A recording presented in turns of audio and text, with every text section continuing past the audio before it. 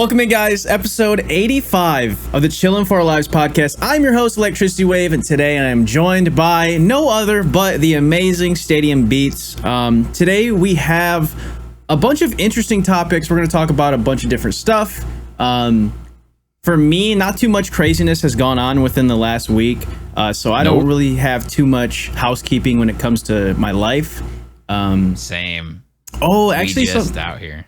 Yeah, I was gonna say something that I noticed the other day, and I was pissed because I've been going to the gym for like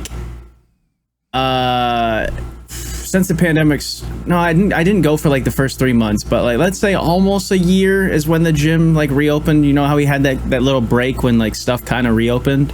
Yeah. I've been going since then with the mask every single time, even after getting vaccinated. And then it wasn't the last time I went, but I think it was like a couple times before that I went, and I was literally finishing my workout and I was like, dude, I don't even have my mask on. Like, I didn't realize. You know how you have those days where you kind of like forget stuff, or like like this happened. Another thing happened is I went into the gym and I was like, damn, I feel like something's off. And then like I'm in the gym about to like do my first lift, and I was like, dude, I don't even have my headphones. Like, it's just like, oh my God. Yeah, sometimes you just have those days where you just don't even know where you are. Like, you're so dazed and just like zoning. But yeah, I was like pissed because I was like, dude, I just did my entire not even like I didn't do a warm up, my entire hour of working out. I realized, like, dude, why am I like, because like I've been so used to like breathing in the mask, and when you work out, yeah, especially during like legs, something that involves a lot of breathing, oxygen, you get real tired fast, and with a mask it makes it harder. Most workouts it's not too big of a deal, but like if you're doing cardio or legs, you notice. But cardio for sure. I know. Yeah, that day I was just like, dude, I really just did my entire workout without a mask. I mean, I'm vaccinated, but I was still like so weirded out. Like, it's the norm now. Yeah, because I'll see people in the store all the time. I'm vaccinated too, but I'll just like make a quick run to the party store or whatever for a drink or a candy bar or something. And I see people there without masks on. I could totally not wear a mask if I didn't want to, but it still is kind of weird. I know that'll fade, but for right now, it is still different. I'm still thinking, I still have that initial thought of like, dude, why don't you have your mask on? But yeah, like, who cares, I guess. If you don't want it, we're so used to like this, like the world that we live in now. Like, yeah, I think that might be part of the reason is that's what I am used to now. It just feels that's what feels like the norm, is to have my mask on. And I do like separating myself from the world a little bit, like having like earbuds in or whatever. It's just nice to like be in my own zone. So hiding behind a mask is kind of nice too. Yeah, I love it, honestly. Yeah, it just feels like, especially if you have the earbuds on and the mask on, it's like you're not even there. And if you're at a place with self-checkout, it's like that's what I do, dude. If someone somehow like recognized me in a pandemic, dude, you're fucking nuts, because I have a hat, a mask, and I'm self-checkout. Like, that's the most introverted shit of all time. Yeah, I think shortly after this all started, it might have been like a month into it or whatever, I tweeted a picture of myself in the car with my mask on and sunglasses on. And it's like how this is how I like to be seen in public or whatever. And you just can't even see my face at all. I think it's like, didn't we talk about it like a while ago that there was this one, was it Razer? They were making this like gaming mask that looked insane. Yeah, it was Razer. Dude, imagine like if we would have had those. Like, I would have loved having a mask with like high-tech LED, you know? Yeah, I think if they would have came out with it like early on in the pandemic and I knew that it was going to last for a long time, I might have gotten it. Yeah, maybe, I don't know. Because at the same time, that's also kind of, that draws attention. Like, if you're wearing a like high-tech mask like that with lights and stuff, that's like kind of the opposite effect of what I want. Probably get a lot of stares or whatever. Even if they were cool, like, I don't know. I might end up getting it. I don't know. It's hard tough to tell. Yeah, price and everything too. Yeah, it was expensive. I don't remember the price, but I do remember thinking that's out of my price range. The number in my head is like $150 or something, but that might be too high. It might have been 50. Yeah, compared to people giving them out for free, like stores. Yeah, I remember I I think I said this on stream. I might have said this on the pod. I don't fucking know. I talk too much these days. But I remember when we kind of were first doing all of this. I had a mask. I got a mask from a doctor's appointment that I went to, and they gave me a mask for free, and it was just like a typical like hospital mask. And I wanted to then have people started buying cool masks and stuff. And I was like, I want one of these, but I don't want to spend like 15 or 20 bucks on a mask I'm only going to use for like a week or something. And that was back in like maybe April of 2020. Damn. So it's like, okay, I did end up buying a mask, and I've been using it for like a year or something and just washing it and everything. But it's just funny to think about. Yeah, because when we were going through the clips of our pod, we've been like going through clips and stuff of the last, like of the whole run of the show. And it's so funny. Like the episode with Danger Doug was like right after lockdown started. And just seeing some of the things that we were like, that we said about like, we'll see how long this lasts, or we might be stuck in our house for a month or something. And it's been a year and 3 months. It's insane. Yeah, like when I remember when it first started, we like had no answers, or like everything was such a mystery. So we had no idea. People were like saying 2024 is when it's gonna end, like some crazy shit. Oh my god. And it just went by so slow, because every day you're just like, dude, I need toilet paper because everyone's buying it. And then there's this, how many people died today? How many cases were there today? And like it was going so slow, but like it's already been like a year and a half since it started, and it seems like it doesn't seem like it was that long ago. It kind of went by fast. Oh yeah, it went by super fast for me. Mostly just because of not working. Yeah, I think that's been like just the nice part. Yeah, it depends, because it also feels like I have been at work in forever. Remember when we first were like, dude, we don't have to go back right now. Like, remember that we were both just super hyped because we were working jobs we hated. Yeah, I couldn't believe it. It's just like it sucks that it's such a bad circumstance of like people getting sick and dying and everything, of course. But like at the time, I just remember thinking like, this is exactly what I need, like a couple weeks off of work or something like that. Like it's like a gift that I don't have to go to Red Lobster and work there. It jump-started both of our like careers a little bit too. Yeah, because at that point I didn't have any music out or anything like that. I might have had a couple, like, I'm sure I had a few beats uploaded on YouTube, maybe. Yeah. Yeah. I did for sure, actually. But yeah, it jump-started everything, and it sucked. Like, now that it's all winding down and stuff, there's a pretty good chance that I'm gonna have to end up getting some kind of job again eventually. Probably sooner rather than later, which sucks, but I mean, that's life, so it's whatever.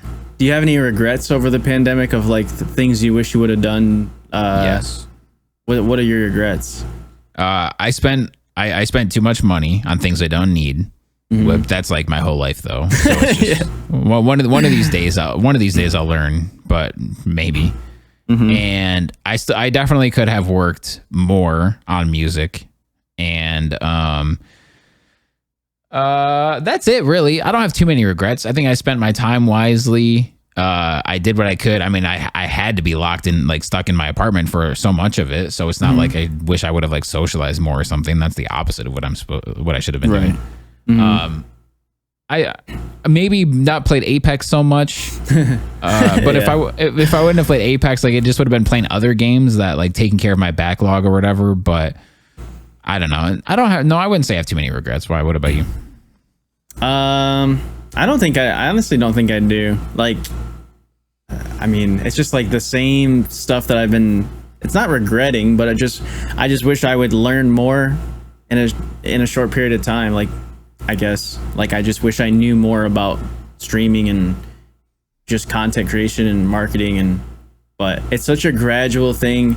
Like, there are resources out there, but there's so much BS when it comes to learning about this stuff. So like, I don't know, like you have to, like, everything is on the internet to a certain extent, but when it comes to really specific things, you don't know if you're always going to find the right answer with content creation, because it's in that infant stage. So like, no one really knows what the key is to success, because it's such a wild card. Like, it's a creative industry, so there is no 9 to 5, go to school, get your degree, get the experience, and then voila, you know?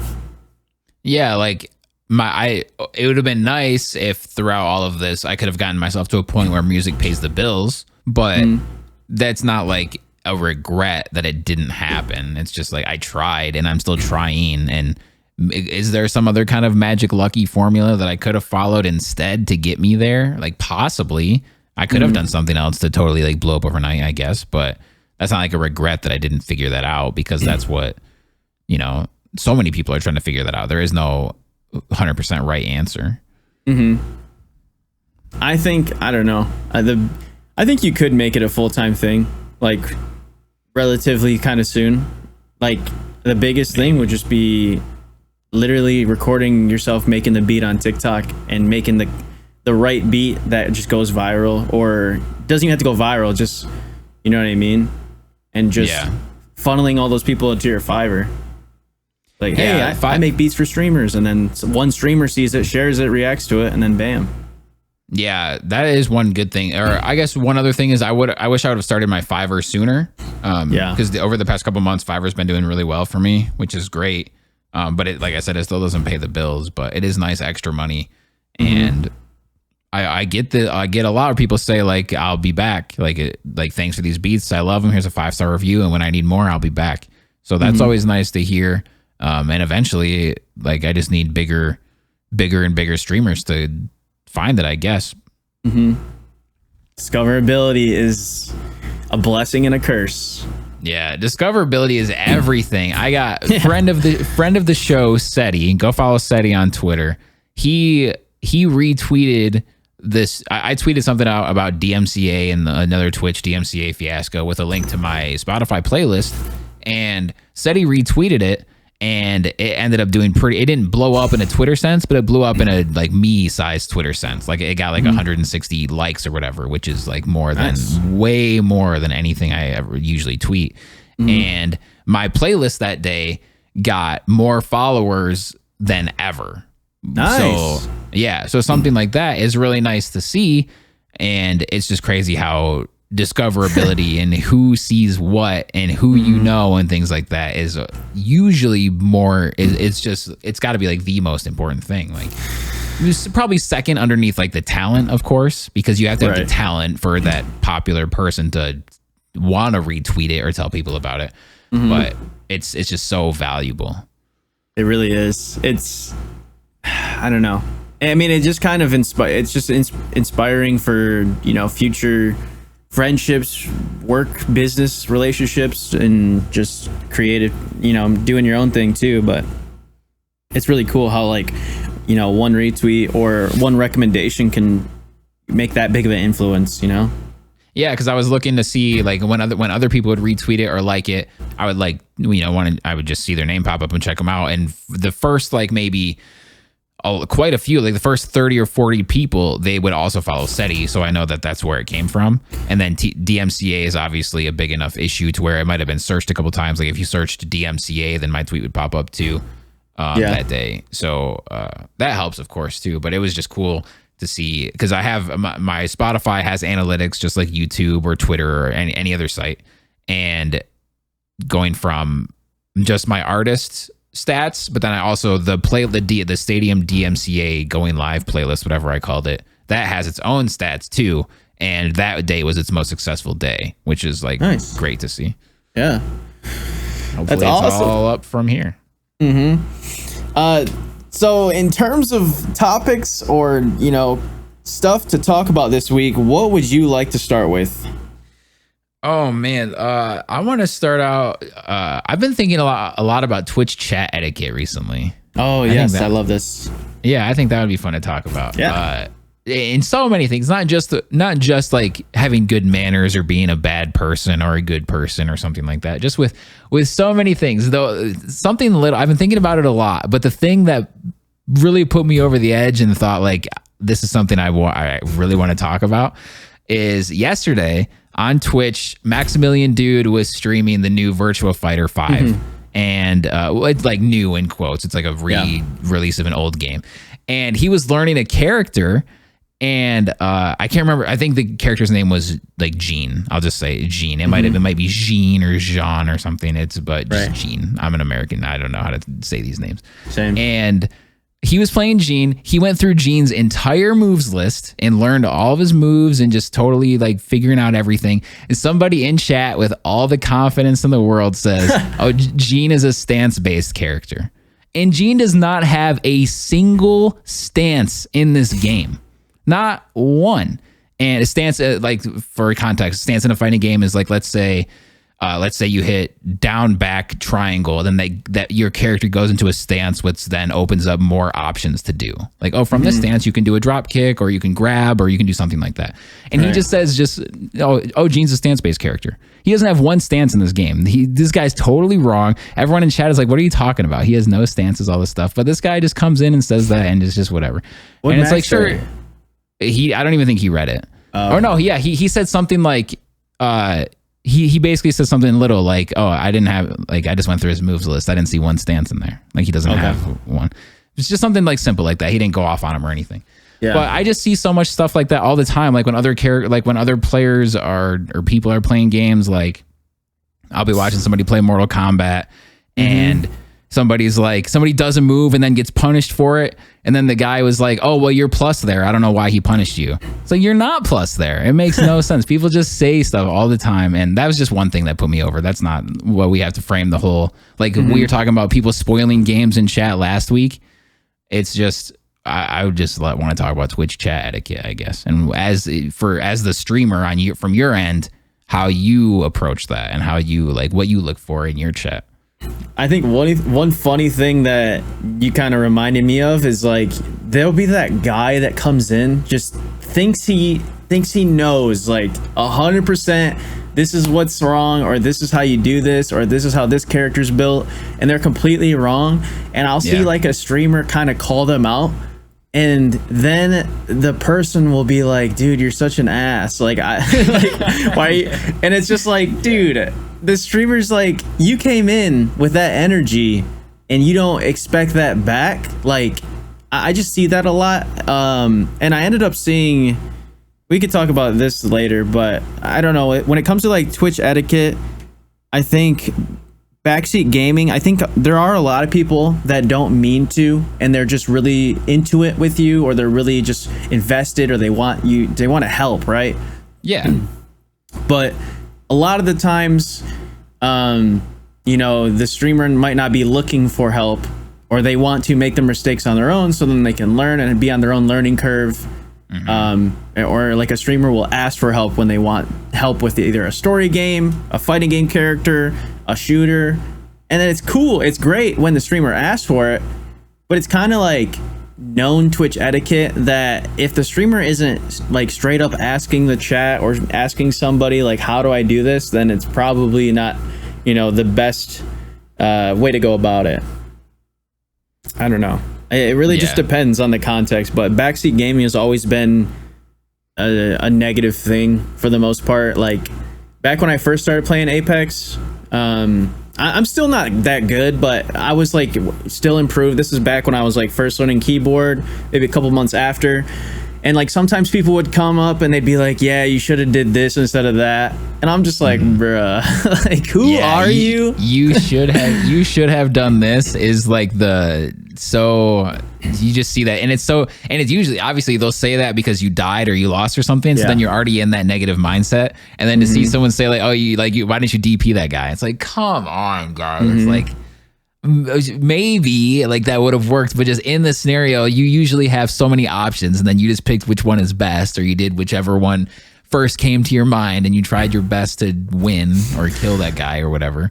And it's like, well, yeah, looking at it from a totally outsider's perspective and having the 2020 hindsight of okay, I tried to hit him with the overhead, but I should have went low. It's like, well, of course, like I can say that now, but it's so stupid. Up, my bad. Why'd you let that person cheat on you? Like, bruh, if I would have fucking known that outcome, like you, I would have made a different choice. This isn't Detroit Become Human or Until Dawn. Like after the fact, it's in the moment where you press the button. Do you save their life or kill them? And that time I fucked up, but it's Apex, so I'm gonna queue right back in and learn from the mistake, you know. And I don't know, it's just there are so many Twitch etiquette things that people, you know, self-promotion has got to be the most rude fucking thing that on Twitch, and it's the one that's most violated by far. Yeah. Oh yeah, I'll see it in people's Discords or in Twitch chats, like. Yeah, just so it's one that everybody knows, but so many people still just do it anyway. Yeah, and like I don't know, people will just be like, "Yeah, I was streaming," and I'm just like, "Bruh," like I don't think this takes away from my success or it's gonna be a toxic outcome, but just for the sake of the etiquette and manners, I would just rather not deal with it, because if I let one go, then I can let all 600 people in the Discord go. So yeah. Let's just, you know, let's not do it. And most of the time people are sorry about it. I've had, you know, it's rare, but I've had people that say they're sorry and then they continue to do it like passively. But I don't know. There are a lot of like etiquette things. There's one Twitch etiquette that I don't think it gets talked about every now and then. I've seen it, but dude, when you go into a stream and you tell the streamer how you think they look or feel, that shit comes off really negative. Like, this is an example. I go into a stream, I see the streamer. So I came in at a random time. I didn't experience their day. I don't know anything about their personal life, but I come in and I type, "You look tired," or "You look sad," or "You look nervous," or you know, "Do you feel bad?" or just saying like stuff like that. It's like, dude, the streamer like goes on, you know, camera and hangs out with their community to forget about anything else, and they're trying to put on their best face, and you pointing that out, whether it's true or not, you look nervous, you look anxious. Like the fact that you even say that is just, it's a moment in the stream where the streamer has to address it when they shouldn't even have to, you know? Yeah. And that, I think a lot of that doesn't really get talked about too much, but I see it happen. And saying you look tired is it's like the most passive way of saying you look ugly right now. Yeah. You know? So yeah, I don't know. Have you noticed any like Twitch etiquette things besides like the fighting thing that come to mind, like that haven't really been talked about, or is that the main one? I mean, yeah, there's a lot. We've already covered the main ones. I think there's sometimes also, I do think sometimes some streamers are a little too on edge or aggressive towards chat for certain things. Like there's sometimes I'll see, you know, people can tune into a stream literally at any second. You know, you've been live for 5 hours. Well, I'm starting at hour 5. Like I have no idea what's been going on. Sometimes I'll see people come in and they'll say like, "Oh, did you see the one article about the guy who did the thing?" And then they're like, "Dude, we just talked about this 30 minutes ago." What the fuck? It's like, whoa, chill, bro. I just got here. A simple like, yeah, it would be totally fine. But sometimes they're. But at the same time, like what you were saying with people saying you look tired or whatever, if you're a popular streamer, you could see like a whole bunch. You could see so much negative shit. If you're live for 5 hours, you could see a bunch of stuff. And then eventually you're just like, dude, I'm so over these kids. Or if you just you read enough YouTube comments and Twitter comments and Twitch chats just over the course of weeks and months, and for some of these people, they've been doing it for years. Their patience is probably at 0. So then it's like, I have a short fuse and I'm sorry, but that's like how it's going to be. So sometimes it sucks, and sometimes like, and because Twitch chat is just text. So there's no tone. It's so hard to articulate something properly. And even something like putting a lol W at something could totally change the perspective of it from the reader. It could be, I don't know. It's hard, man.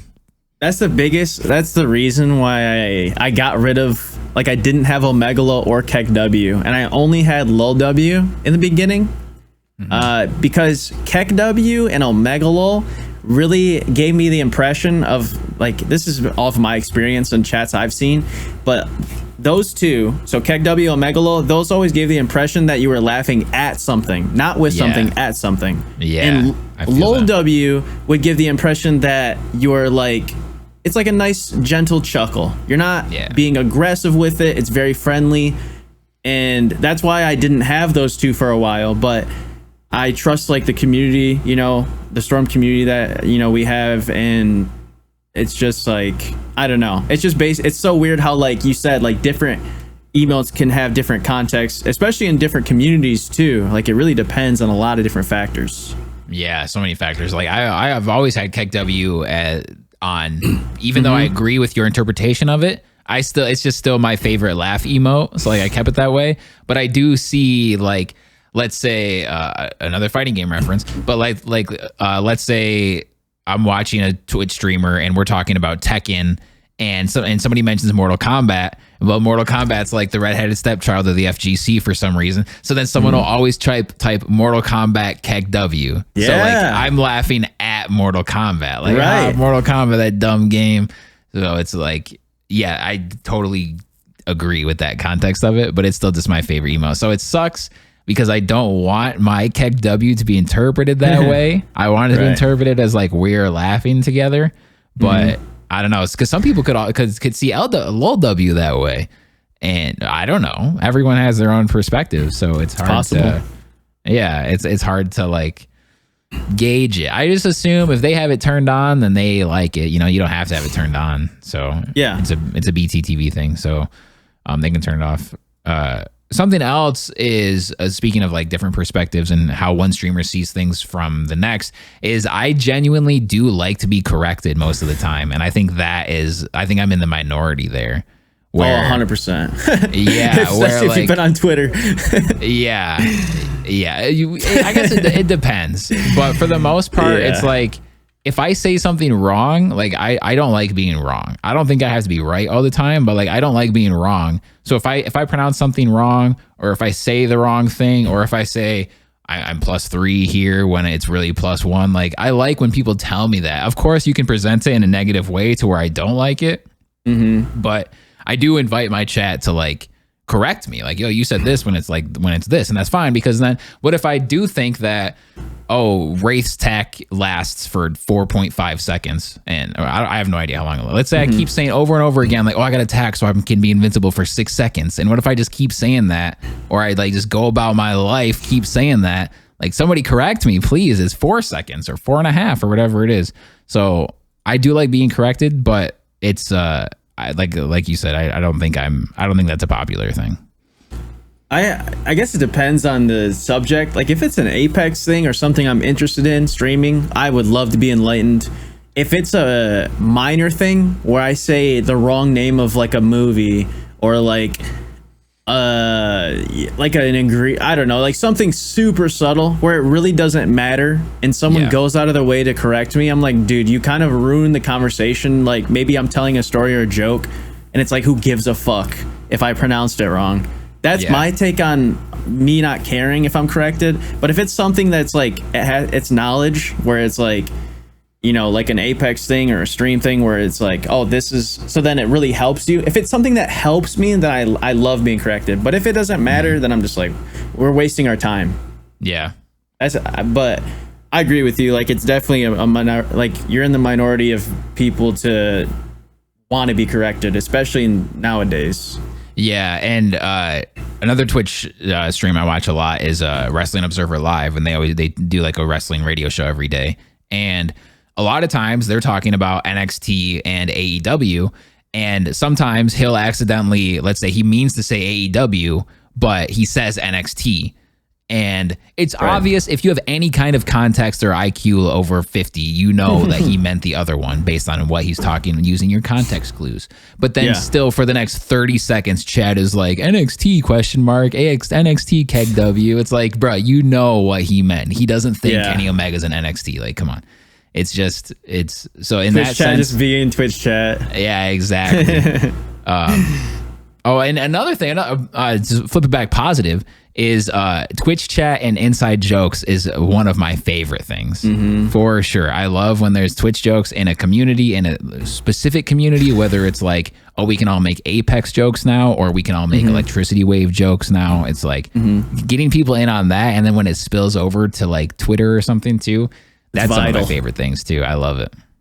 Yeah, it's what connects people, I think, because you can like say something, like I could say something that's said in stream to somebody on a different platform, like you said, Twitter, Snapchat, Instagram, like a YouTube comment, like, and they'll get it, they'll understand it, and it's like no one else around that isn't involved with the community would get it. It's kind of like a cool bonding instrument, I think, that Twitch really has nailed in terms of their platform. And I think every platform needs that community thing, because that's what, like, Discord is got to be one of the most used gamer platforms of all time, because it really like it introduces you to new people, and it brings people together to have a common interest, a common way of thinking, common sense of humor.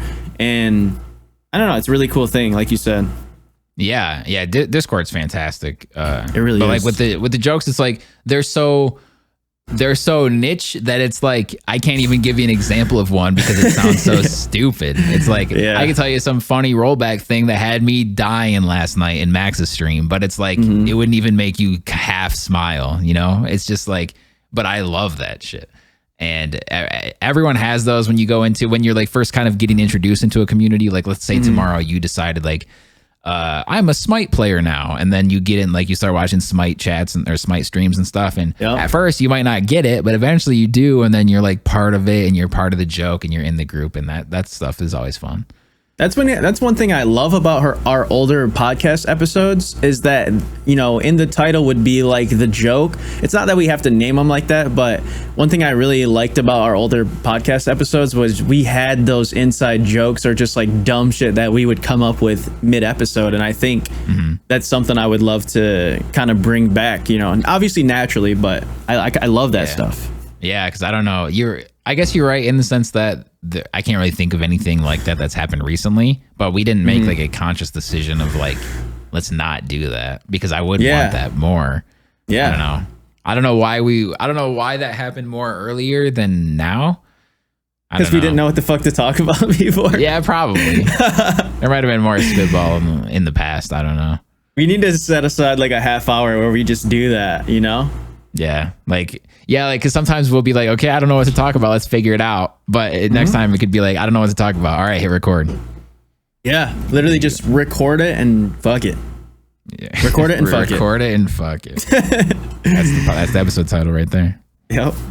I don't know. I guess it just depends, but Twitch has been awesome, community joke wise. Like the whole culture of Twitch is amazing, and it's something I've never experienced, and I'm so glad I did. Yeah, it's so new. I mean, it's not really new anymore, but I mean, like, in the grand scheme of things, it's so the sense of community is so new and different. It's like because I was a big forum guy back in the day. Forums don't really exist like they used to, but I was a part of like a hip hop forum, like a PlayStation forum, just so many.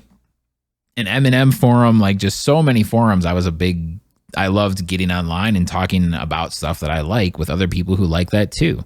And that reminds me of something else. Let me write this down really quick about this. Okay.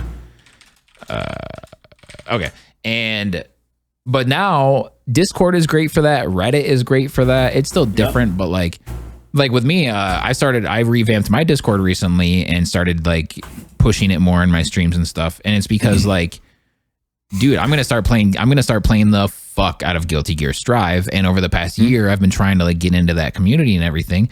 Well, now I have a Discord and I can make a Guilty Gear Strive channel, so then if people find me streaming it and then they want to join the Discord, they can specifically see like, oh, he's into Guilty Gear enough to where he has his own, like, it has its own channel. I like that.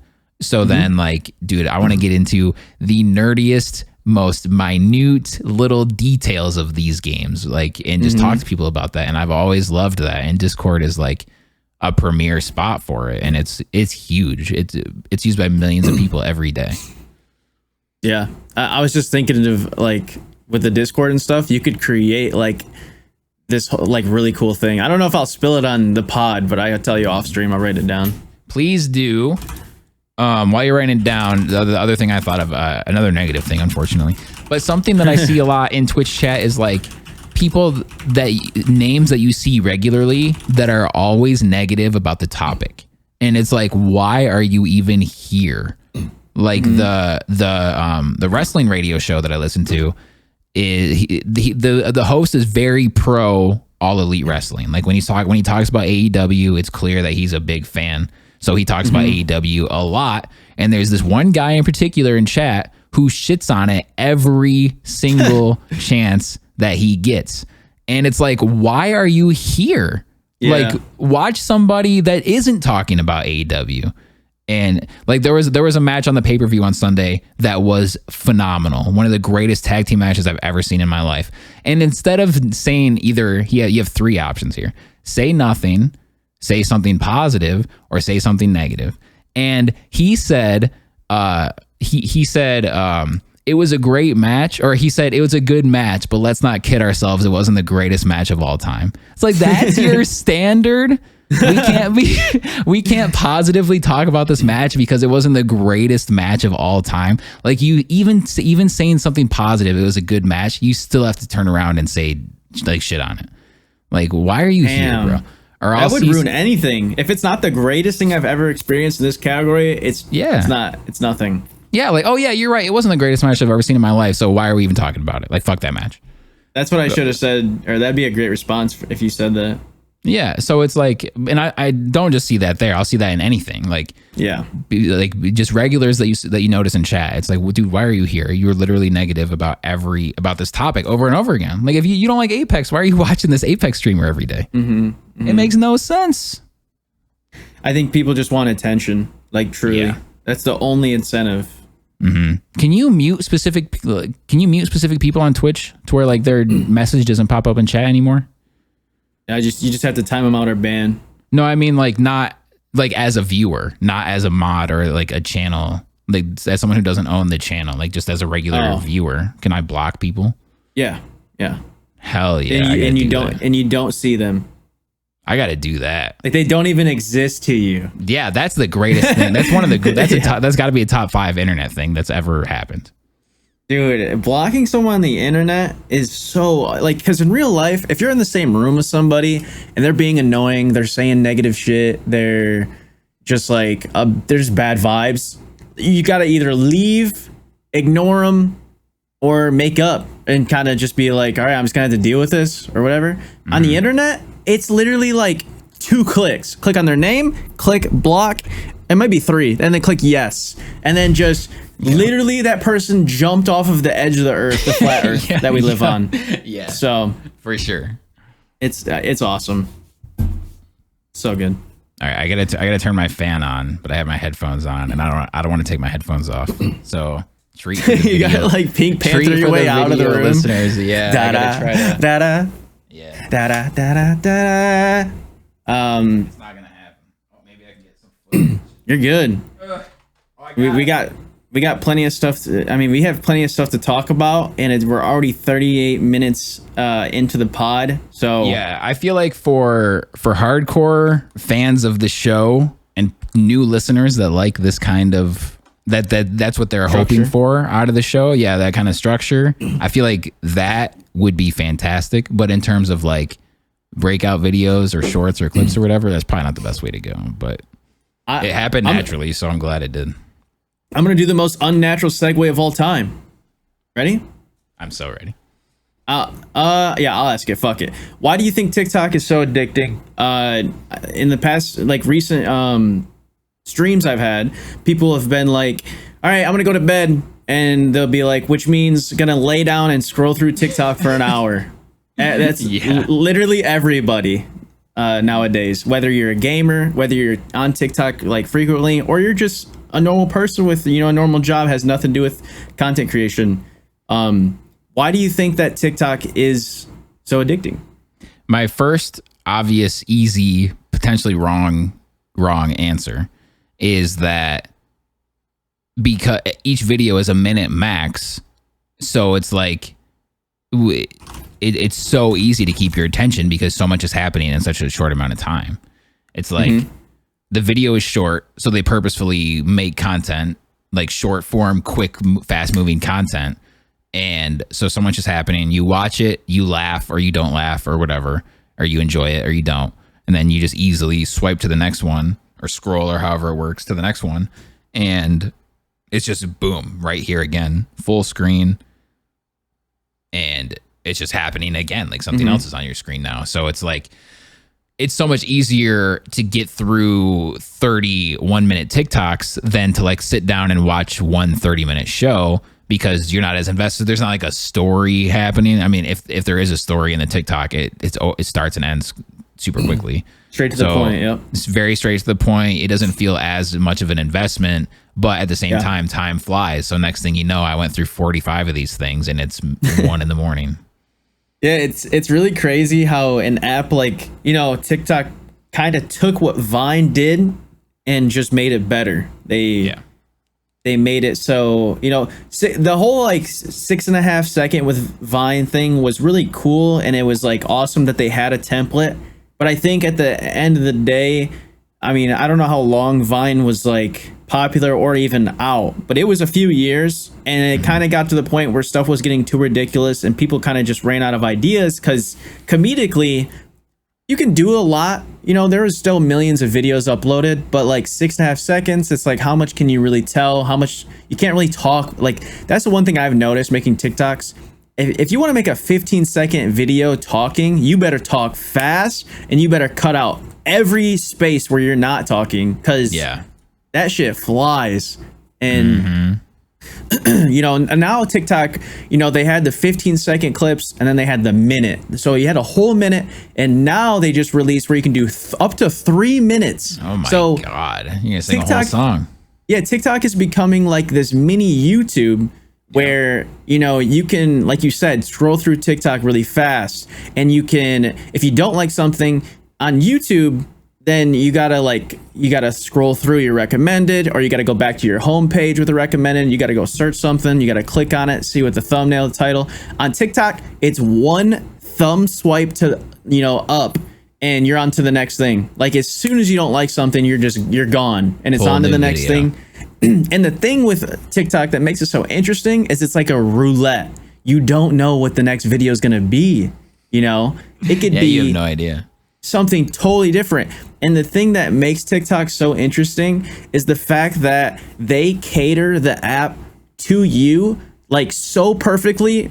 There's a couple times where they sprinkle in stuff where you're like, I didn't like that at all. But for the most part, they know what, they have hashtags, they have trending sounds that you like to listen to. They have trends that are going on. Like, they have all this stuff, all this information, and they funnel it into your For You page to give you the best experience or the most addictive experience. So then you stay on the app longer, thus making them more money, more ads, etc. And TikTok has just done such a good job with it, because, it started as this Musical.ly app that was just people holding their phone and kind of moving it in a square shape, like to the beat of the song. And it was like really it was kind of corny and cheesy. But then it evolved into like this Musical.ly mashup. It was like this music Vine app, and the stuff that you can see on this app, like, I've seen everything. Like, the basic content you think you're gonna see some dogs, some cats, you're gonna see some girls probably fucking doing their dance, and but then there's cooking videos, there's one of the most interesting, like, there's filmmaking, like, where it looks like fucking 8K. This is filmed on a Michael Bay signature like camera. Like, it looks so good. It's color coded, the angles, the music, the editing, it's like insane. It doesn't even seem like TikTok. And I mean, it's just really crazy what they've done and how they've evolved it. We had that whole thing where people found out they were taking information, and then it got like scary, because that was right when my TikTok started to grow, and I was like, fuck, dude, I just put this time into this app and it's gonna die. But then they figured it out. Yeah, that app, man, it's like worldwide. People are like just sitting in bed. It's so easy to scroll. Even I found myself, I'll try to be thinking of like an idea, so I'll scroll through stuff for like inspiration, like sounds, ideas, topics, anything. I'll just scroll until something kind of clicks. And there'll be days where an hour will go by and I didn't even find anything. Yeah. And it's like, I have to literally close out of the app, set my phone down, and be like, all right, switch back to creator mode. You're not in just like scroll mode. Switch back to creator, go back. You're going to find something. You have 10 videos to find, figure it out. You know what I mean? So it's crazy how an app like that could literally start with, let me just watch 1 or 2 videos, and then 3 hours go by, you know? Yep. And you're like, what the fuck did I just do? It's wild. Yeah. It's wild. Yeah, because people like the YouTube rabbit hole has been a thing for like over a decade now. Yeah. And that's people like, you know, I got onto YouTube to watch a cat like bat a ball for 5 seconds, and then I ended the night by watching an hour and a half documentary about lions or something. Yeah, it always ends with the documentaries. Yeah. So it's like, take that, because I'm still more of a fan of long form content. Like I like when a podcast I'm into, if I see this week's episode is 2 hours and 45 minutes, I'm like, hell yeah, we getting in there, nitty gritty. And but obviously short form content is still fantastic. So I could totally see how it's so addicting. It's like it's so instant. It's so that's instant. why we got and that's why we got all three. We got the long form, you get the hour and a half podcast. We got the mid form, which is like 5 to 10 minute clips, and then we got that short form, baby. We got the shorts, the TikToks. We're trying to cater to the entire audience. Yeah, we're diversifying. But yeah, it's crazy like how people have their preferences, and I think like like you said, you're not a TikTok user. You have the account for your music, but you enjoy the long form. But I think it's important for creators to at least either if you're making music, art, making t-shirts, cook videos, like however you want to promote your business and grow it, like having short form content is the way to go right now. Yeah, and as a creator, completely writing off like a whole platform that's that big, or like an entire form of content, like it's not a good idea. I'm not gonna say you're gonna fail for sure, but it's not a good idea to completely write off. Even if you're the other way, like if I only make stuff for TikTok and screw everything else, that's not a good idea either. So trying to be everywhere is like, it's hard, and you have to be smart about it. You can't spread yourself too thin. But to complete, like you gotta try to be everywhere. And TikTok is such a beast, and like I remember I was at TwitchCon 2019, back when everything was normal, and we heard about this thing called TikTok. And 3 months prior, Gary Vee was fucking screaming TikTok, like, dude, this is the thing. Get your account. I made it. Let a month or two go by, then TwitchCon happened, and I was like, dude, I got to start making stuff. And that was like. When I first made my TikTok, gaming TikTok was barely a thing. You didn't see gaming clips, you didn't see streamers. And to see what it's at like now, and it's right now, it's like starting to get in variety. Because for like about 6 to 8 months, or 6 months to a year, it was like only the big ones like Fortnite, Call of Duty, maybe Apex a little bit. And now it's cool because you can post like, I'm posting like Detroit Become Human clips. I've been playing that game. Little Nightmares, like you can do VR clips. Like it's like really expanding, and it's still. I honestly think it's still growing and still expanding. Oh yeah, dude. I should have known too. Back maybe. At this point, this might have been 5 years ago now. I gotta look up and see how old Musically is, because it might have been 4 years ago. But I should have known when my ex's niece was absolutely addicted to Musically, and she was like 7 years old. So it's like, holy shit. Yeah. So it's like, okay, so she knows about this app. She's heard about it. It's on her phone. She's addicted to it. And so if she's only 7, so if she's heard about it, it's clearly like it's got to be mainstream. And every time we would go to visit my ex's mom, if she was watching her niece for the night, it's like, oh, well, where is, I'm not gonna say her name, like, oh, where is she? Yeah.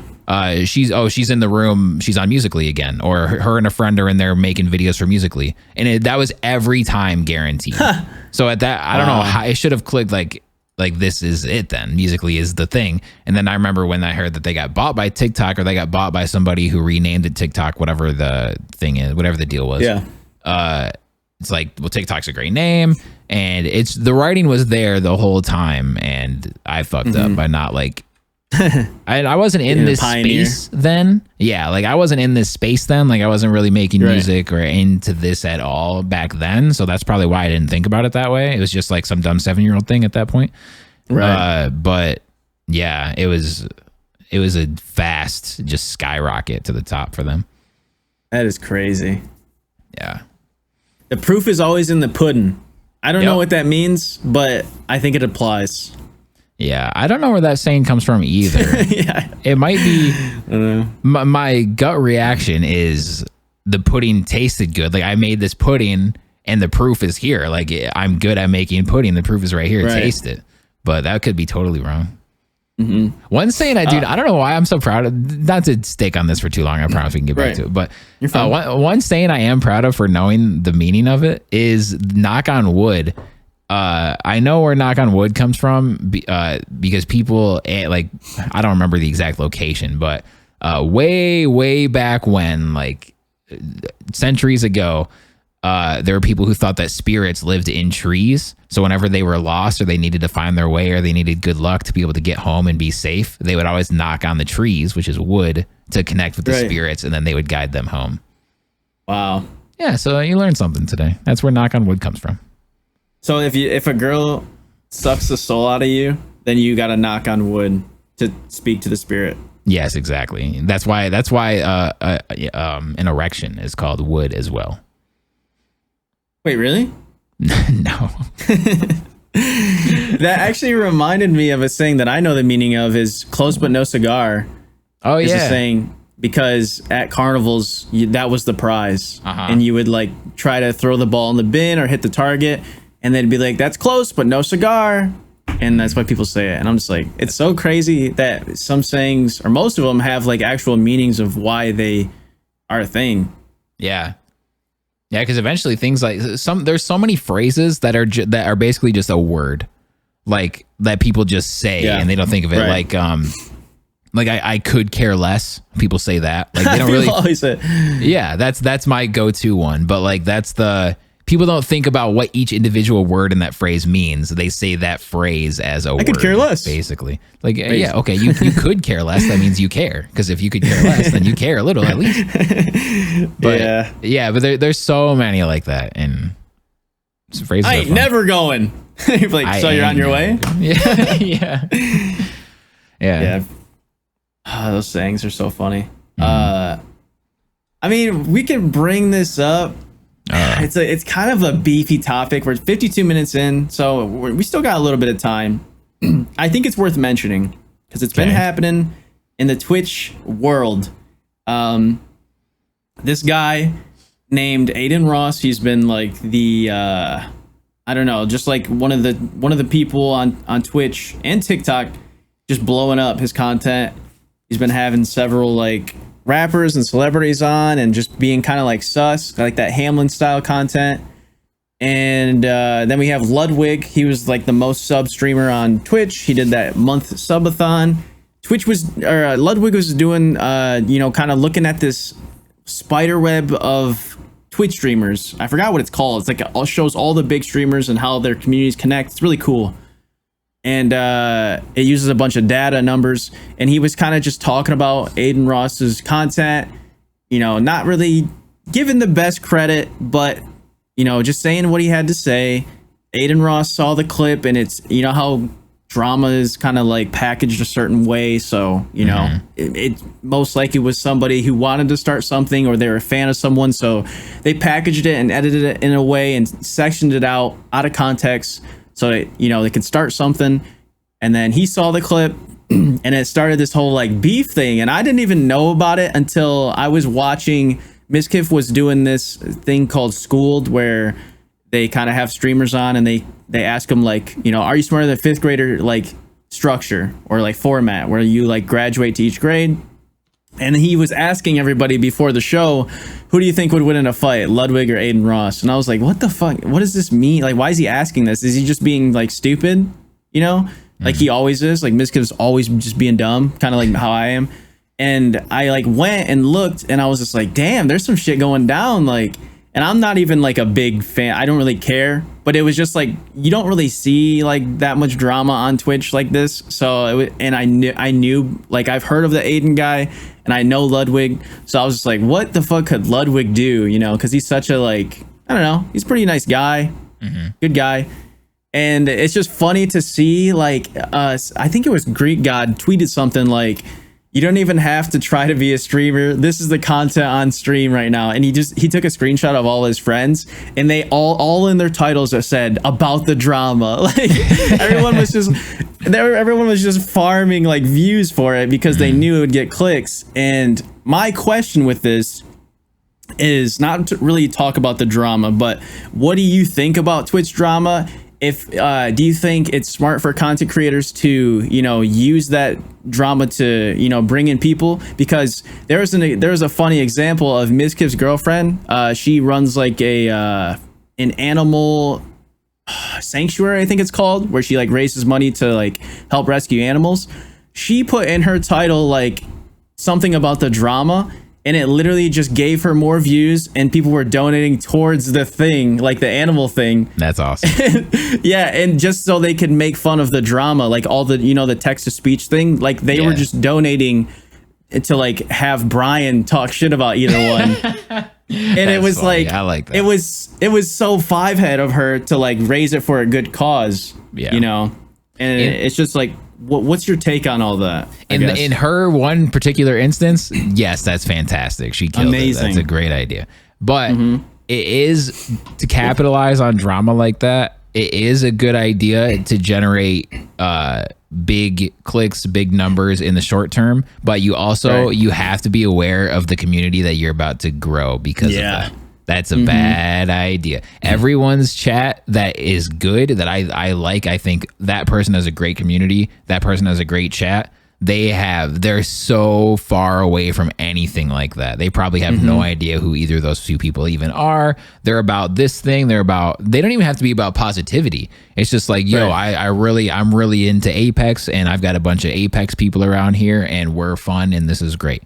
Like, you have to, if you always have to be looking for the next thing of drama to talk about, I've just like got to put this in my title because that's what's going to bring in clicks. And then we're going to get all these people together to talk shit about these two people or about this one person. You're going to have a toxic ass community, and it's going to be terrible. So if you don't care about that, and they bring you money, so like, sure, bring it on, then that's fine. And like, go you, that's cool.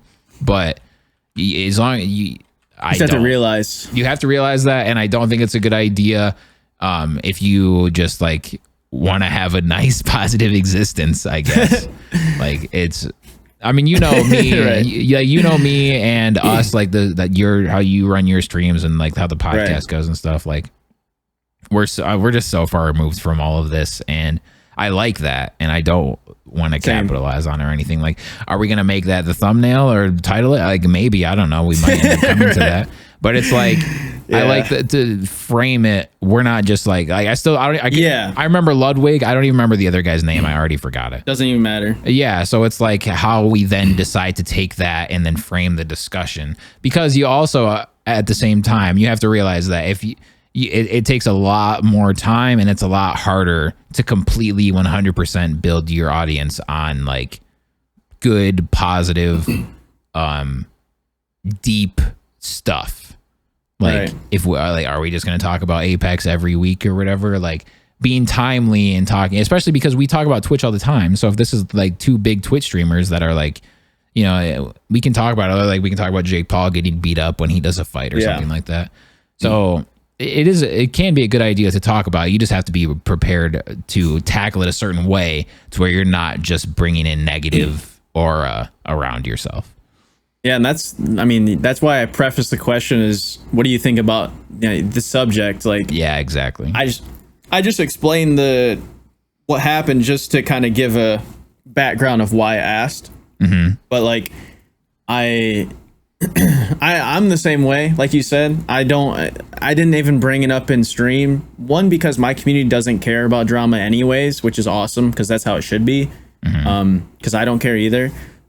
But yeah, I don't know. I think a lot of it's funny. I think the thing with me is I think it's funny because if you're an actual adult, like a grown, mature person, like the word drama shouldn't even be in your vocabulary or like a thing that you even think twice about. Yeah. But I just think it's funny how certain people like use titles and farm the drama. But I agree with you. Like, you have to realize what type of community and what type of people you're bringing in, because those are the type of people that want to talk about it. And if that's something you're into, that's great. If that's how your brand is, that's awesome. But if you want to have a community that kind of just, is enjoying good vibes and talking about, like, my community is talking about food. We talk about, what's going on in our lives, try to be like motivative, try to laugh, say silly stuff, stupid stuff. We're sus. The negativity and drama never comes up. So yeah, like you said, is it harder to build? It might be a little bit because it's not drawing in clicks to talk about, non-searchable, trendy stuff. I just wanted to bring it up in the podcast because it was such a big thing on Twitch, and it was just interesting to talk about the subject. So that's my take on that. Yeah, and I've known one couple in particular where like they bonded on like shitting on people. Basically, they're like or gossip, I should say. I hate the phrase shitting on people. I don't know why I even say that, but like gossip. Like they'll talk about like, oh, did you see what's her name going out about her mailbox doing this? Why does she talk like that? She should leave her husband, all that stuff. People just gossip about stuff. So like if you're talking about if that's your content for the day, then you're gonna bring in people that like that. So then you then are gonna have that bond with your community. And let's say you average 100 people, but then you're talking about this Ludwig thing and you have 700 people there. Do you remember the Gears of War streamer we watched that one day that he streamed about he had way more viewers than he ever had before. So, and it was all about like talking shit and drama and stuff. So what if now he's got like, what if it was a great ass stream and now he's retained like 200 of those people that are now just ready? That's the kind of content that they like and that they appreciate and that they find entertaining. So now you just have a huge portion of your chat that's just negative. And that sucks, man. There's a few big streamers I know in particular where like they hate their chat or they hate the game that they play, but that's their money now. It's their job. So it's like, I just picture them. They're looking at their OBS like I look at my time clock, and they're just like, fuck, I have to clock in 2 minutes. And then like 4 o'clock comes around or whatever, and they hit the go live, and it's like they're working a shift at Red Lobster, and they're like, here we go for the next 8 hours. But nothing's funnier than a streamer just telling their chat they hate them. Like, I don't know why, but that shit cracks me up. Yeah, that's so funny. Like the people that are literally taking time out of their day and like supporting you, and you just see a streamer just saying, fuck you guys, I hate you all. Like, it's such a blanket statement. Like, there could be so many good people in there, but the streamer just doesn't care. Yeah. Sometimes it depends on the person, because a lot of times people bring it on themselves too, but sometimes when I feel bad when it's very obvious that the person isn't enjoying themselves. It's like, dude, why are you like, there's one person in particular where it's like, he fucking hates Smash Bros, but he plays it more than every other game combined. And it's like, dude, why are you playing this game? And then it's like, well, if you watch me for an hour, you'll see that I make $700 playing this game in that hour. Like, okay, I get that. But like, man, I just feel bad. I'm like, he'd rather be playing, he's playing a video game. Like, how can you be this miserable? So just play something else, man. But some people, they got to pay the bills, because you see it time and time again. Streamer A plays game A, and they're averaging 2,000 people. Tomorrow they stream game B, and 500 people are watching them. It's like, that's demoralizing. It's like, well, I got to go back to game A then. Yeah, it's there are some streamers out there. There's two I can name that I won't. Not like it matters, but there's two that I can name that have like communities that will just constantly shit on them, and I will just be like, I'll be watching and I'll just be like, how did you get to this point where everything you say, like the entire chat is just pretty much like just trolling you, but like they're serious trolling. It's not like, oh, we're having a nice laugh. It's like they really just don't like you, and that's how it's almost like bullying at that point. And I'm just like, how do you get to that point? You know, you start your stream with 0 viewers and you choose your path, and you chose to have this toxic ass community. Like, I don't even know how people like that have communities like that can sleep. Like, oh man, that's a lot to deal with. Every day you turn on the stream and instantly someone's like, fuck you, Omegalo, you're trash. Like, dude, it's crazy. They go in, dude. Yeah. Oh yeah, because they have no filter. They have no face. They're hiding behind a fake name. And I remember I watched one of these communities that I'm talking about raid somebody. And I felt so bad for the new streamer, because they're treating streamer B, the new one, like the streamer that they've been knowing for 2 years, and they're just roasting the shit out of this dude. And I'm just like, dude, if I'm that person, for one, I'm farming the content. I'm taking what the chat's doing. I'm gonna laugh at it. Yeah, match your energy. But if someone's like really like sensitive or like serious, dude, that's gonna cut deep. If a chat comes in, I'm talking like 5,000 people and they're all roasting you like it's it's Comedy Central roast, where they don't give a, they think you're their streamer, and I'm just like, dude, this person's having a great day playing, like, let's say League of Legends or Apex, and all of a sudden 5,000 people come into your room and are just KEKWing at you and omegaloing and just going in, dude. It's hilariously sad. Yeah, it is really sad. But also hilarious. Yeah, because then if you're that streamer that got raided, you probably hate the other streamer now.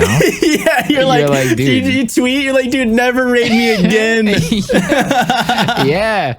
That was something Critical made a video of. Like, this might have been a month ago now at this point, but I think Critical has overall a pretty good community, and he made a video talking about, like, when I raid somebody, it's like it makes their stream better every time, because it's not just like, it's not just, oh, I have 10,000 more viewers now, which is more than almost the entire platform, like every single person on the platform for the most part, for example.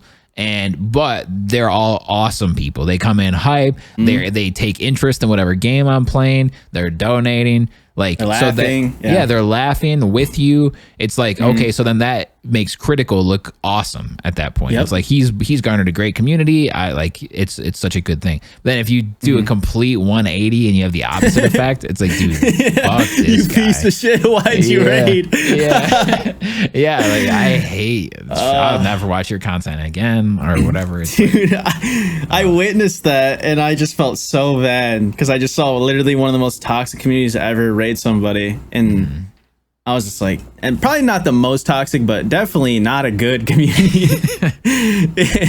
But on the flip side, like you said, like a Critical, like, it has a great community. I had that same experience with Courage JD when he was on Twitch. He rated me. His community was fucking amazing, so supportive, bunch of hearts in chat, white people happy. And same thing with Nicewig when he rated me recently, within the past, I think it was literally a month ago. Community was so supportive, so loving. It's just like, damn, you really see the different sides of what the internet can be.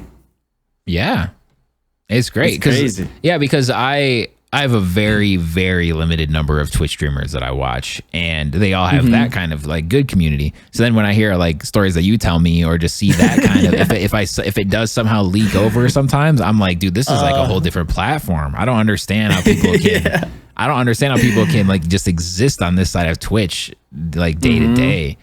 It's crazy. We're just trying to talk about like what's the best combo route for Eno and Guilty Gear, and then next day you just see people telling everybody to kill themselves and stuff. It's like, that's pretty far. Crap. Yeah, but I'm sure it gets there. That message gets typed on Twitch probably 100 times a minute. Like as a whole platform, like it's just it's so bad.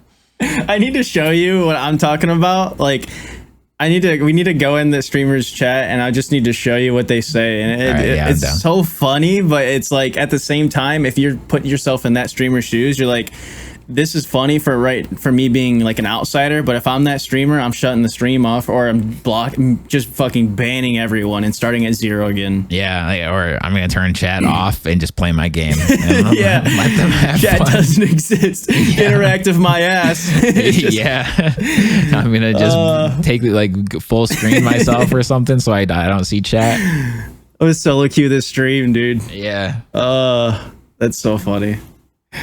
But- Do you want to talk about some rapid fire? Yeah, let's for sure do some rapid fire. I think I've got a couple good ones. Maybe I got a couple quick good ones. Okay. I think you should start then. Okay. I'm ready. This might be my first. I don't do would you rather's very often, but I got a good would you rather for you. Okay. Would you rather have to eat out for the rest of your life, eat food out for the rest of your life, or you have to make your own meals for the rest of your life? Ooh, okay. I know it's annoying to ask questions like, No, please what do. if No, I like getting down. this is important. Okay, if I'm eating out, am I paying for the food regardless on both sides? Yes. Well, like, yeah. Like you buy your own groceries, or if you go out, then like, I mean, if you go out with friends and somebody pays for you, like that's fine. But yeah, you're paying for the food no matter what.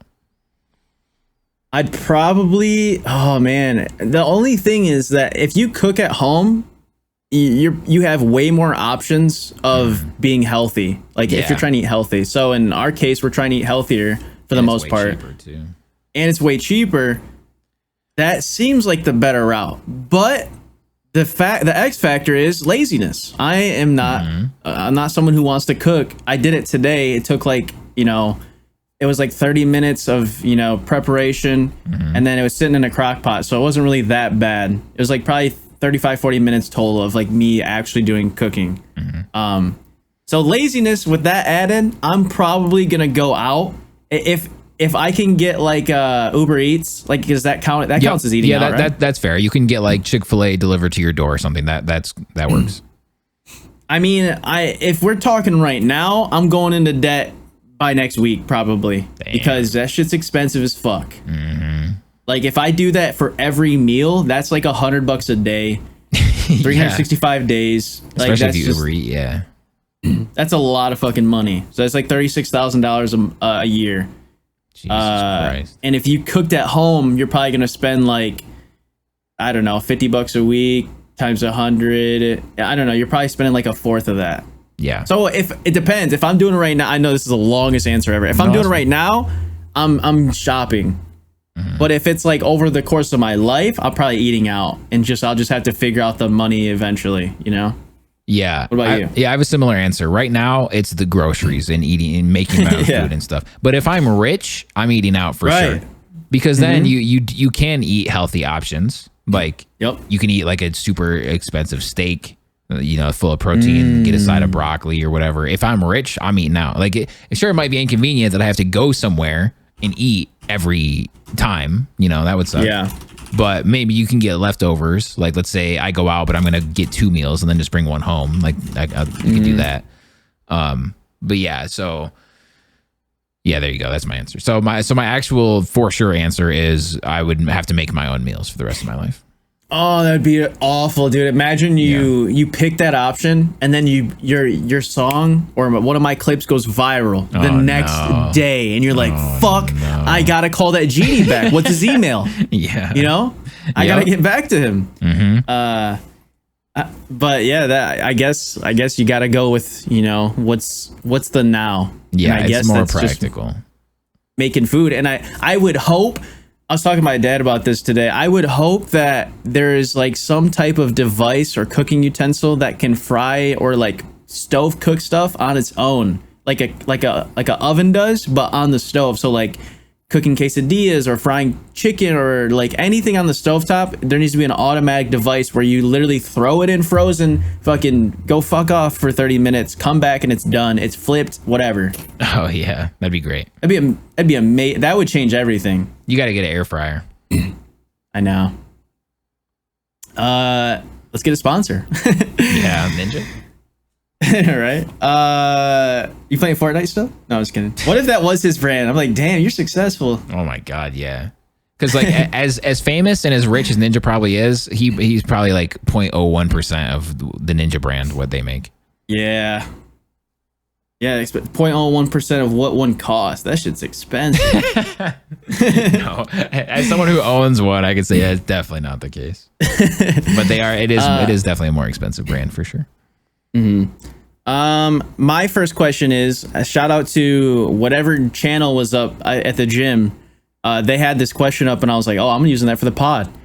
It is, if you could have an exotic service animal, what would you choose and why? An exotic service animal? Yeah, so like say you need like some protection or like help with something, you get to pick an animal to help you with that thing.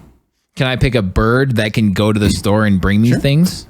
Yeah. Oh my god, Anything. that's the answer then. I'm an exotic one though. I'm gonna have a peregrine falcon. I don't know how exotic those are. Holy shit! I don't even know what that is. It's like the fastest bird of prey. Peregrine falcons are dope. Yeah, so I'm gonna have one of those, and he's gonna be able to like go get stuff for me. I'm gonna show him a picture, or I'm gonna tell him like, "Yo, go get me a peanut butter world Ben and Jerry's from Target," and poof, he's gone. Yeah.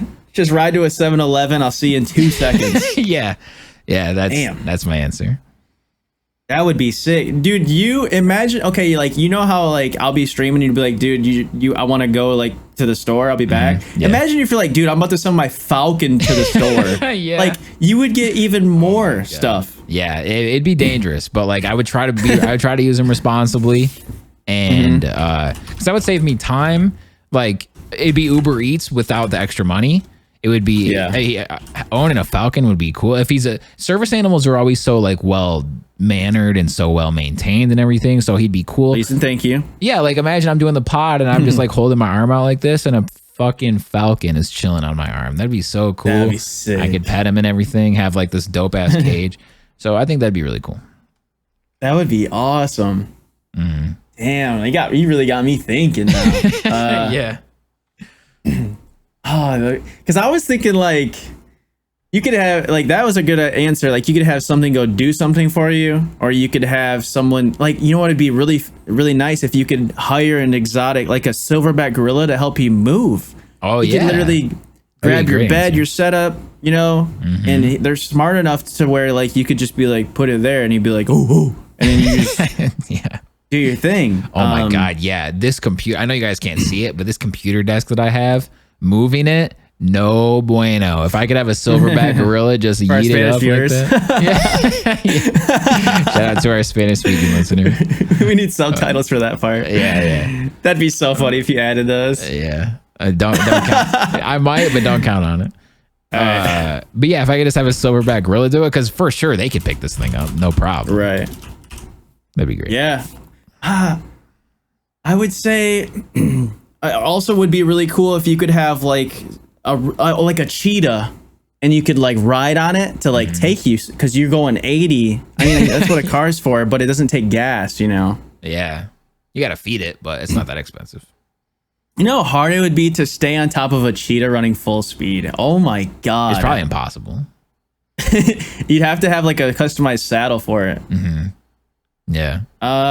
Yeah, I mean, I guess I'll just take the gorilla for moving. That's really only, or I was thinking maybe I could get like a giraffe to get to really high places. Like say you got to clean like the roof, like clean the gutters. You just get on top of the giraffe, climb its neck. Yeah, ladders are so primitive. I act as if a ladder isn't a thing. Yeah, or that you're doing it often. Like with the gorilla, like how many times are you gonna move? Like I was trying to think of something that I could use like every day. I would use a gorilla as just a bodyguard for me. When I get recognized from the 3 followers I have. Yeah, when Twitch chat starts acting up, you can just move the camera over to your gorilla. Be like, keep talking. Yeah, he's just sitting in the corner. You know, a service animal would be, or just an exotic animal in my room would be great content. Depending on what it was. Imagine I have like in my wall is an aquarium, and there's a fucking blue whale in it. It's bigger than your house. Yeah. Oh, he starts making his whale sound, whatever that is. Oh, starts vibrating the entire house, dude. Yeah. Oh my god. That would be a good content cheat code. I don't know about a whale because you wouldn't be able to do too much Yeah, with that's a something in little an extreme. aquarium, but like Piranhas. dude, piranhas are scary.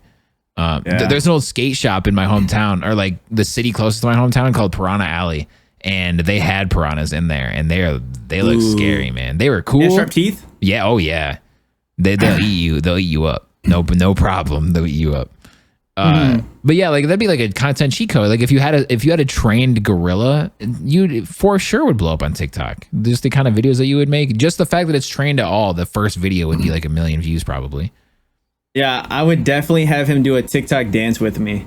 Like in sync. Yeah. Dude, I saw a video on Twitter, I think just yesterday, of this guy with a bunch of with an elephant that helped him do like crazy dunks on a basketball hoop. Oh damn! It was so sick. He like made a seesaw on the ground, like a big plank of wood with a barrel in the middle of it. He stood on one side, and the elephant like stomped on the other side, and it launched him up in the air. And he did a backflip and dunked the basketball. Dude, elephants so are cool. they're so smart and so fucking massive. They're literally like the closest thing we have to a dinosaur right now. Yeah, elephants are amazing. They're by far one of my favorite animals. They're so cool, and they're super smart. They definitely like have and show emotions. They're awesome. Imagine having like a actual trunk on the side of your face. It'd be wild. Just grabbing stuff. That would be cool. Okay. Next question. My next question is, with all these reboots and reimagining of shows coming out recently, new iCarly trailer came out today, so that's what made me think of this question. What is one show that could get rebooted or revitalized to get you to subscribe to a streaming service, if any? I know you're not a big show guy. Ooh. But I thought of one, but it might literally already be running. But I was gonna say like a new Pokemon anime. oh yeah, that show is still just going. Like they never stopped. They're on season like 25 or something. Maybe if they rebooted the original, but had like Attack on Titan, Demon Slayer, like animation, Like something quality. insane. That'd be crazy. Yeah, I think Pokemon would definitely be a good one. SpongeBob, if they just had the classic 2D. I don't know. It's tough to like reboot shows because they're good because of the time they're in. Yeah, for sure. So yeah, I guess that Pokemon might be my answer. What about you? Yeah, it's cool for like the initial shot of nostalgia, but it is rare that it's like, okay, I watch this as a part of my life now. You know, for like a reboot or like the iCarly show. It looks great, and I liked iCarly as a kid, but I was a kid, and I just don't enjoy like sitcoms anymore. But something different about this one is that they are making it for the people that enjoyed iCarly as in the past. Like, Yeah. they swear, they drink, they like, it is older. It's not an adult show, but it is for like, they're not making it for kids, you know, like it's not just like, oh, if you're 10, you're gonna love it. But Right. so that's cool. That's a good way to do it, I think, to grow with your audience. Yeah. But it's rare that a reboot comes out and I'm like, oh man, I gotta watch this weekly now. Right. I want to give a good one, but so many have already been rebooted, like Rugrats. Rugrats So was a many. big one. Yeah, if the Rugrat reboot didn't happen, that would probably be my answer. But with better animation and drawing, because I don't like how the new one looks. Rocket Power is one that really sticks into my head right now, even though I'm not really into like skateboarding and stuff anymore. Rocket Power was just super cool. Man, I don't know. Pokemon's a good answer. You had a good one there. Avatar. I never really watched Avatar that much. I need to rewatch it. Yeah, I should. I tried. I watched like the first 2 episodes and just, I don't know. I didn't, and not that I think it's bad. I'm watching too many shows right now as it is. Yeah. I gotta watch Castlevania. Fuck, man. I don't know. At this point, I'm just listed a bunch of shows. I don't know if I need to give like an answer. You gave a good one. Reboots are cool. I'm glad that they exist. They rely on them a little bit too much, but it's all right. Yeah, they do. Yeah, it's fine. And I hate when people say that it ruins the old one. I don't like that. Yeah, it's a completely separate thing. Yeah, or like a sequel. Like, no, don't put out a sequel. You're gonna ruin the first one. Like, no, the sequel can suck, and the first one is still great. That's fine. Right. So like, if they reboot your favorite childhood show, it doesn't ruin your childhood. Your childhood was still great. Mm-hmm. My last and final rapid fire question is, and this is inspired by the game Detroit Become Human. If you haven't played that game, I would strongly recommend it, along with games like God of War, The Last of Us 1 and 2, Kingdom Hearts 1 through Infinity, however many games they have them. Detroit Become Human's amazing, and it's set in the future. I'm not going to give too much away from it, but it inspired this question, which is, do you think androids will take over the world? And there's a second question, but I'll ask the first one alone. No, I don't think they will take over the world in the sense that they are all literally running everything. But I do think there's going to be a way too high of number of androids around. Like, I think it's going to be like scary of how much they have infiltrated the world and have become a part of our world, but actually literally taking it over. No, I don't think so. I think there's going to be there's catfishing. There's going to be android fishing where people aren't going to know if it's a human or an android. Yeah. They're going to look so real. Dude, there's going to be a story someday. Like, I was married to an android for 50 years and didn't know. Yeah. That's going to be a headline someday. Mm-hmm. It's crazy how like androids can, their mind is Google, and when humans are like developing consciousness, they're going to be able to download feelings, download reactions, download scenarios, but still be neutral, Yep. And you'd be able to customize it the way you want. So this brings up the question, would you fuck one? Oh, for sure. 100% I would too. Yeah. I wouldn't I don't think I could fall in love with one, but dude, people bang blow up dolls. I would never bang. Yeah, we're already there almost. Yeah. I wouldn't bang a blow up doll, but, right. I mean, if you do, that's cool, I guess. It's your prerogative. But, yeah, if you give me a lifelike, human-like, hardly tell the difference, hot as fuck android, let's go. I'm down. Just throwing it back, throwing metal cheeks at you. Yeah. Or rubber cheeks, whatever it is. They find. Yep. Silicone. I don't know. That's going to be crazy. Yeah, I'm in. You would too, right? Yeah, you said that. Yeah, I definitely would. I don't know, man. I think that it's crazy already, what we have. Like you said, there's blow up dolls. There's obviously girls have, their whole stuff, and there's guys have. You can buy the mold of the porn stars, their vagina. They have the mold, and you can buy that and use that, so it's supposed to look like theirs or whatever. Yeah, there's guys. There's pocket pussies and flashlights and all that stuff. Yeah. Which that's interesting to me. I don't know if I ever dive down that hole. Maybe. Yeah, it's definitely something, and I like things, so I might check it out. It is something, and I like some things.